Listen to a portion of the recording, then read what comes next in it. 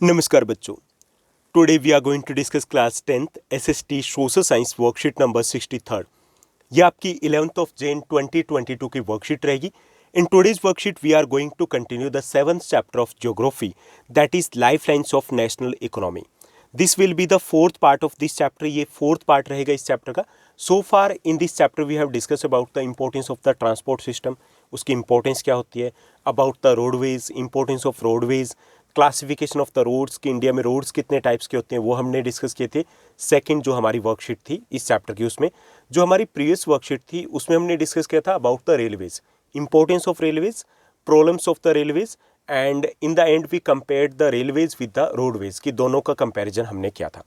In today's worksheet we are going to continue the same topic, उसको continue करेंगे और यहाँ पर हम बात करेंगे पाइपलाइंस की, और पाइपलाइंस के साथ साथ हम डिस्कस करेंगे importance of pipelines and drawbacks of pipelines, जो कि आपके एनसीईआरटी की बुक का एक इंपॉर्टेंट टॉपिक बनता है, काफ़ी बार आपके एग्जाम में पूछा जा चुका है।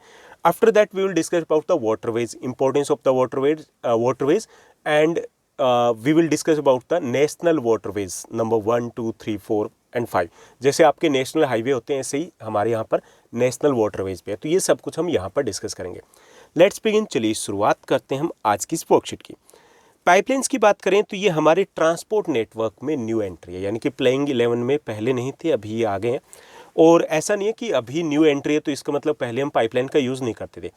पास्ट की अगर बात करें, in the past these were used to transport water to cities and industries. इनको यूज़ किया जाता था वाटर सप्लाई के लिए, चाहे वो इंडस्ट्रीज़ हो चाहे वो अर्बन एरियाज हो, उसके लिए यूज़ किया जाता था। लेकिन अभी रिसेंट की बात करें, now are being used for transporting crude oil. Crude oil होता है कच्चा तेल, ओके, उसको बाद में रिफाइन करना होता है।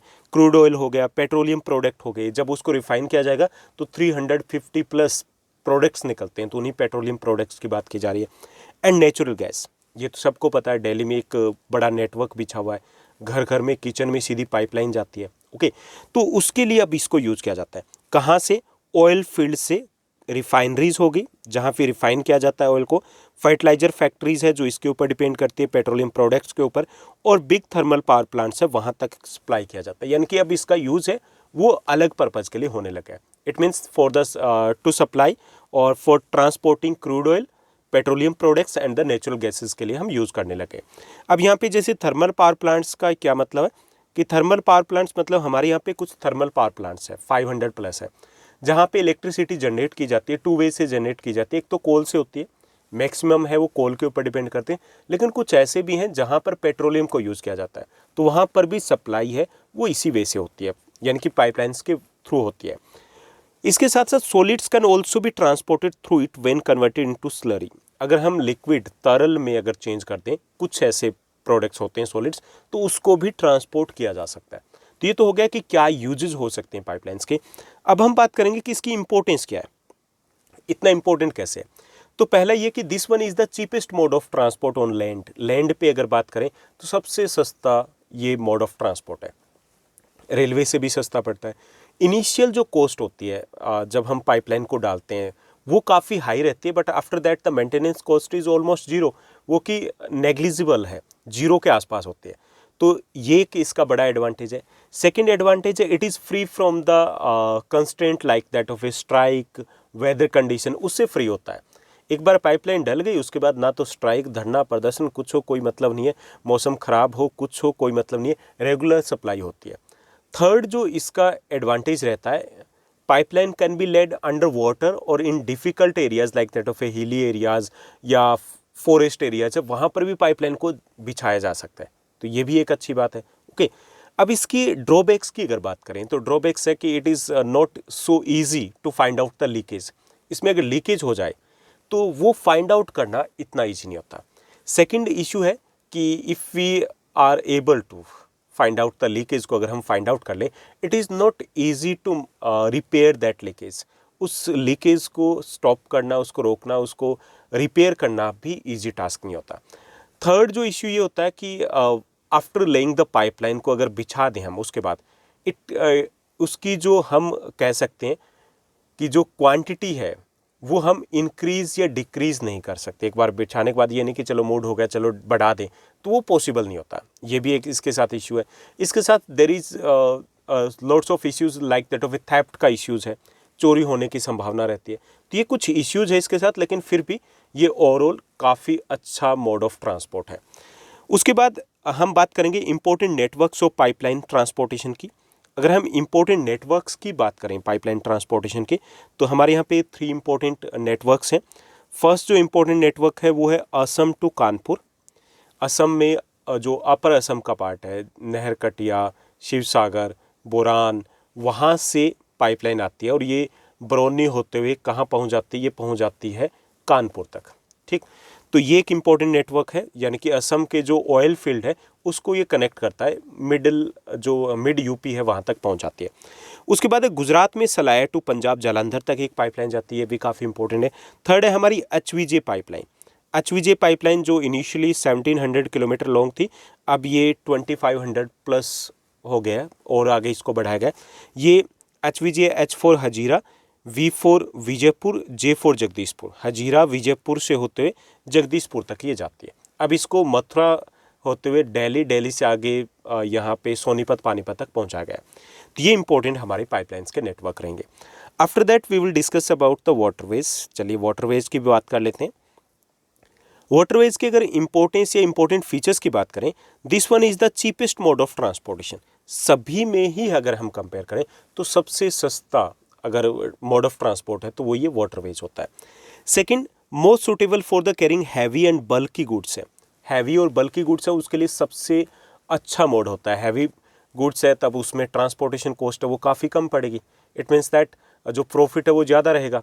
ऐसे बल्की गुड्स कौन से होते हैं जो जगह ज़्यादा लेते हैं लेकिन होते हैं हल्के हैं, ओके, तो उनके लिए सबसे अच्छा जो मोड ऑफ ट्रांसपोर्ट है वो वाटरवेज है। इनके लिए हमेशा वाटरवेज है उसको यूज़ किया जाता है। इसके साथ साथ फ्यूल एफिशिएंट और इन्वायरमेंट फ्रेंडली, फ्यूल कम लिया जाता है इसमें, और क्योंकि फ्यूल का कम यूज़ हो जाता है it means that environment friendly है, पॉल्यूशन ये कम करता है, okay. Phone trade through ports in India, इसके साथ साथ इसकी इंपॉर्टेंस ये भी है कि हमारा जो इंटरनेशनल ट्रेड है, फोन ट्रेड है, 95% अगर हम वेट के बेस पे बात करें, 95% वैल्यू के बेस पे बात करें, 68% है that depends on the waterways entirely. Waterways के ऊपर ही डिपेंड करता है, ओके। तो फर्स्ट इसका इंपॉर्टेंस हो गया, चीपेस्ट मोड ऑफ ट्रांसपोर्ट है। Second, this is the most suitable mode of transport for the heavy and the bulky goods. Third, this is the eco friendly mode of transport, fuel efficient mode of transport है। And fourth one, this one is the most important mode of transport for the international trade के लिए काफ़ी important है। जैसे अगर हम बात करें इंडिया की जो कोस्ट लाइन है वो काफ़ी ज़्यादा लंबी चौड़ी है।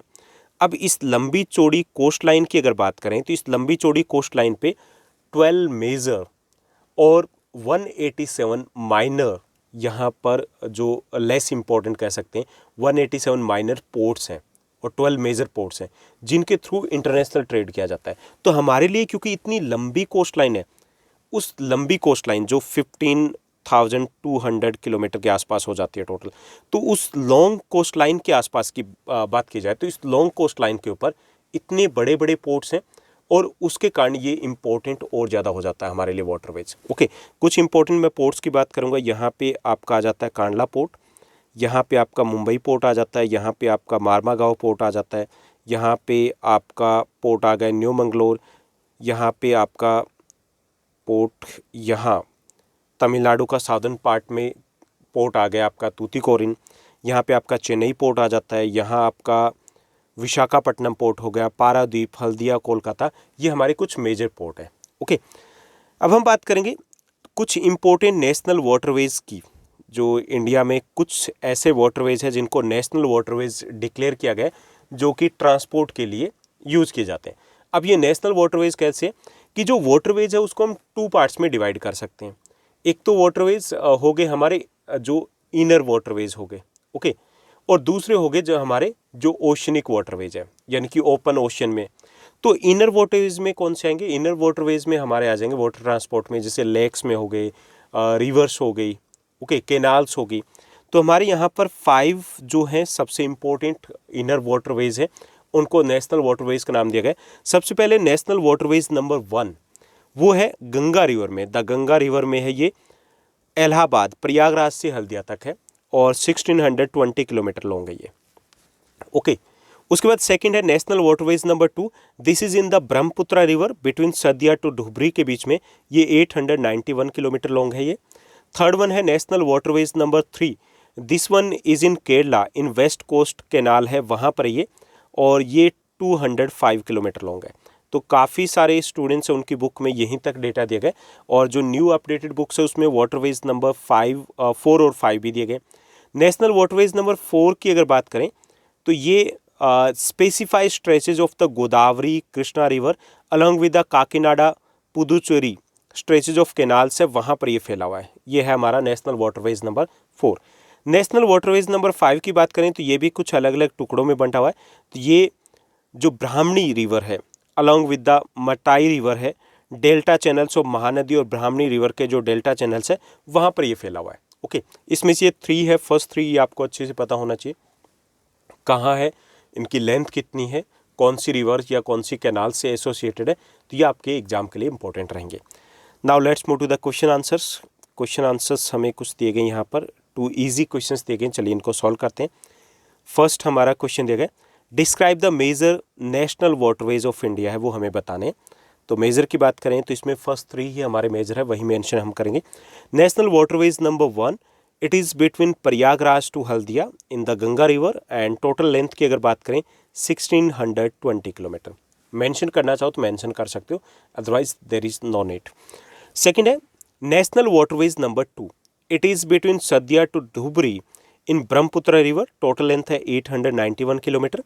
Third one is the national waterways number 3, it is in the western coastal canal में है इन केरला, टोटल लेंथ है 205 kilometre. Okay, now let's move to the second question. Second हमें क्वेश्चन दिया गया, write the importance of pipelines की importance हमें यहाँ पर बतानी है। It is the cheapest mode of transport है। ऑन लैंड की अगर बात करें तो सबसे सस्ता ये हमारे लिए रहेगा ट्रांसपोर्ट मोड में। Second, it's maintenance cost is very low, इसकी एक बार बिछाने के बाद इनिशियल कॉस्ट हाई होती है, लेकिन बिछाने के बाद मेंटेनेंस की कॉस्ट काफ़ी कम रहती है। Third, it is free from constraints like weather, strike etcetera, and continuous supply is possible. इसमें ना मौसम का असर पड़ता, ना धरने प्रदर्शन स्ट्राइक वगैरह का कोई असर पड़ता, और इसके कारण रेगुलर सप्लाई वो पॉसिबल होती है। It can be laid anywhere and on any type of terrain, इसको कहीं पर भी बिछाया जा सकता है, किसी प्रकार के इलाके में बिछाया जा सकता है, जिसे अंडर वाटर भी इसको बिछाया जा सकता है। इसके साथ साथ जैसे हिली एरिया है, या फिर अगर हम बात करें डेंस फॉरेस्ट एरिया, तो वहाँ पर भी इसको बिछाया जा सकता है। तो ये इसके इम्पोर्टेंस या फिर इसके एडवांटेज है। तो ये थी हमारी आज की वर्कशीट। आई होप सब कुछ आपको अच्छे से समझ में आया होगा। अगर आपको ये वीडियो, ये वर्कशीट अच्छी लगी तो इस वर्कशीट को लाइक और शेयर ज़रूर कीजिएगा। आज के लिए बस इतना ही। Thank you, bye bye, have a nice day.